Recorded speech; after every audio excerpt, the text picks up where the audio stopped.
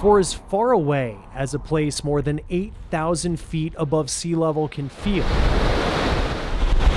it's clear in the rushing rivers and flooded farmland of northern Utah how far the reach is of melting snow on communities below. How often have you seen ducks actually swimming on your This is a first land? here. This is? Yeah. This week, Lonnie Bailey is bracing for the potential of more flooding on his farm. Usually these water-soaked fields would have 6-inch high alfalfa. He shared this video that he took this time last year fertilizing his land.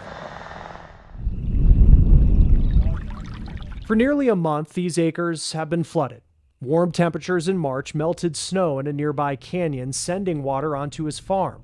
For now, he can't grow hay or raise cattle here. It's devastating to be a month and a half behind schedule. He says flooding combined with the longer winter that already put him behind means he won't have as much hay to sell this year. You talk to all the old timers up here too. They've never witnessed anything like this as well, and especially with snowpack hanging on till, you know, the end of April, snow on the ground. I mean, this is very unusual for us. Mountains like these in the West act like natural reservoirs, as the U.S. Department of Agriculture describes them.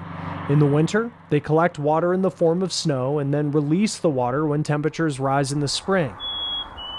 But if too much snow melts too fast, it can create the potential for dangerous flooding.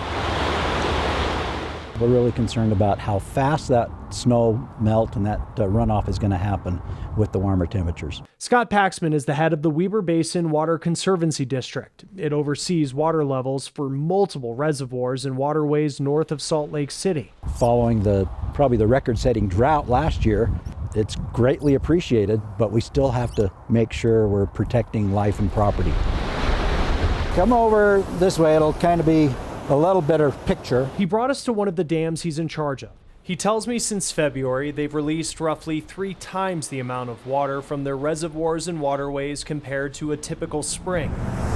It's in an effort to make room for the large amount of water that is expected to flow down from the mountains. So I'm as high as the road, and if it gets that high, then, you know, Some more problems. more problem. Doug Mortensen is relying on the wall that separates the Ogden River from his home. Do you have any concerns that it's the beginning of the snow melt and it's Oh, this yeah. strong of a river? Oh yeah. You know, this is the highest that I've ever seen. Beyond flooding, there is an increased concern that wet ground could trigger landslides and avalanches, adding to the urgency to make sure all precautions are taken.